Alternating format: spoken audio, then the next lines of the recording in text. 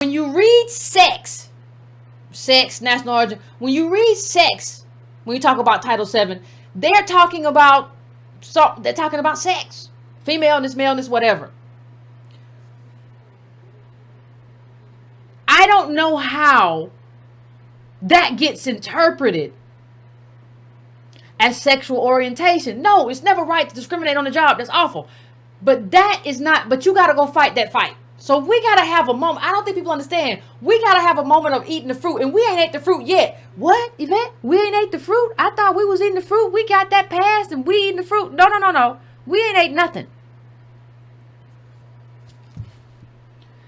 Intergenerational educational mobility by race. Look at that. Look at the black. It's below the Hispanic. Got here last. Only group below us is the Native Americans. So wait a minute. The two groups that was here the longest is on the bottom. How they do that? Where they do that at? See, we haven't the when people talk about the original sin, and some people say no, the Native Americans are the original sin. Well, listen, a Native American can try to make that case to me, but you can't. You can't make it in favor. You can't make it for them. So, in terms of how I'm talking, because of slavery's contribution to America, in terms of what built America, that's our original sin. You haven't made right on that, and you're making right on this. So we out in the streets rioting over race, and all of a sudden the Supreme Court's make everything about LGBT and the immigration that said California, you can do what you want to do. You ain't got to enforce immigration laws. It looks like all these laws is benefiting everybody except us. Ain't that something though? And so even when you look at charts like this one, right? The numbers aren't right, because this number, like when you look at intergenerational educational mobility by race, this includes black immigrants. So you're including wealthy Nigerians or Ghanaians or whatever. This is still inaccurate because we haven't carved out ADOS from the group. So when you don't carve out ADOS from the group, you still get a number that's inaccurate.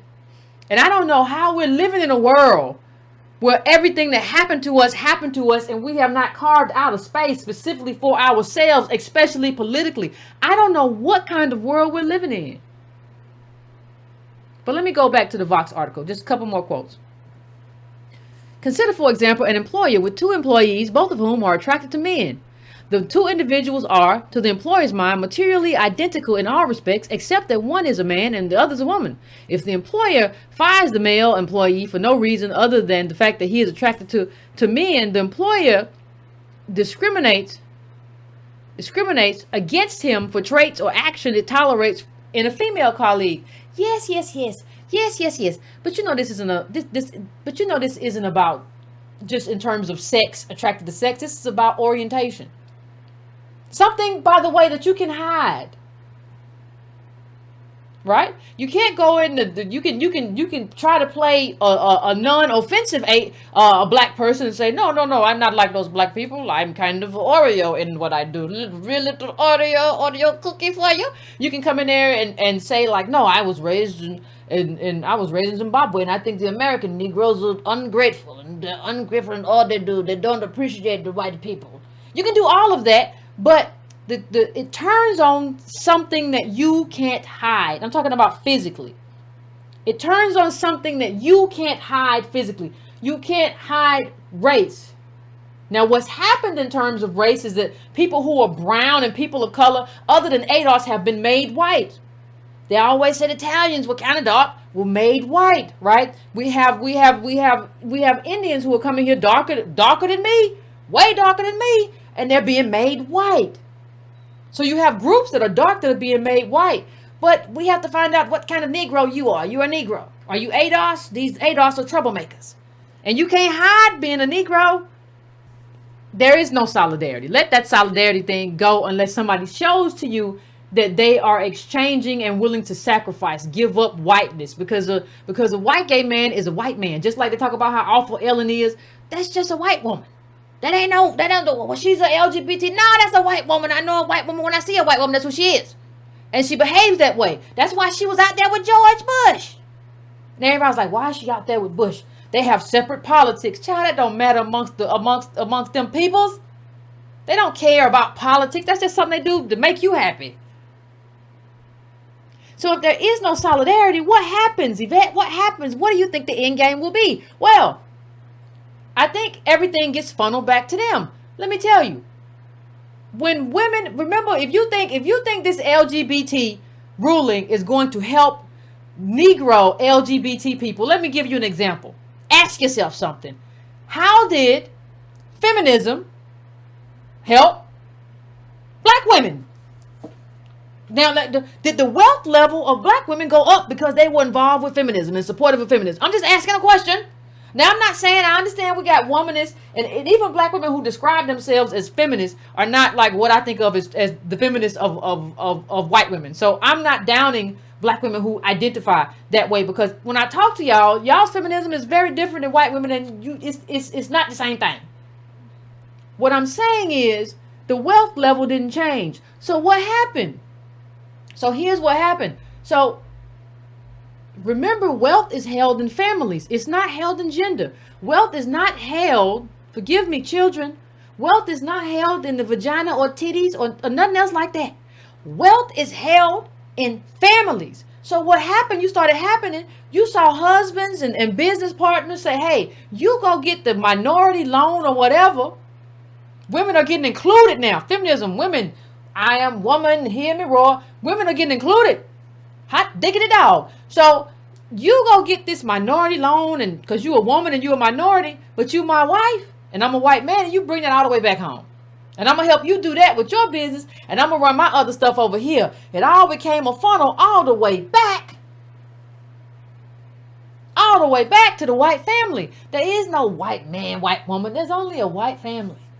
That white woman who is talking to you about feminism has a brother, a husband, a father, uncles, whatever, all of that stuff. And if you believe that she hates those people or dislikes them or wants less for them, then you crazy. She loves her family just like you love yours. African Americans with college degrees are twice as likely to be unemployed as other graduates. You haven't fixed race. We just forgot about race and moved on to people of color and all sorts of other things. We just left it alone. Did you know that leaving something alone don't fix it? Maybe. I mean, even with a sore or cut, you want to put a little ointment on that thing. You don't want to just kind of leave it out there red and inflamed, do you? I'll say this again. I'm never going to stop saying this. Do you know it takes longer to heal a wound than it takes to inflict it? Do you know that we've endured 400 years of oppression, and that's what this signifies? That's what this article signifies. That's what this article is telling us about our experience. And instead of making us whole, the whole America just moved on to other groups. And some of our people went with them. Listen, I don't know what happened with other movements, but there's no reason, I don't care who you are. I don't care whether you're straight, LGBT, whatever. There's no reason for you not to be right here with ADOS. We don't exclude people. We all a big family. We don't exclude nobody. Ain't no reason you be running over there. You better not be running out today with no rainbow flag on your back looking silly. Because people are going to see you when you walk in. You still not going to get the job. Because you still black. When we talk about allyship, when you talk about gay allyship, and all that new stuff. When you talk about that, what you have to understand is that anybody who is your real ally would say, we're not doing this until ADOS gets it first. Yes. Even if we believe we should get it, but ADOS goes first. Anyone who believed that would have been outside the Supreme Court for Byron Allen's case. I didn't see no rainbow flags. When Byron Allen case came, I didn't see no rainbow flags out there. I didn't see one. I seen a bunch of pictures from all my ADOS fam that was out there, and they were sending me all kinds of videos and images. I didn't see not one rainbow flag. Not a one.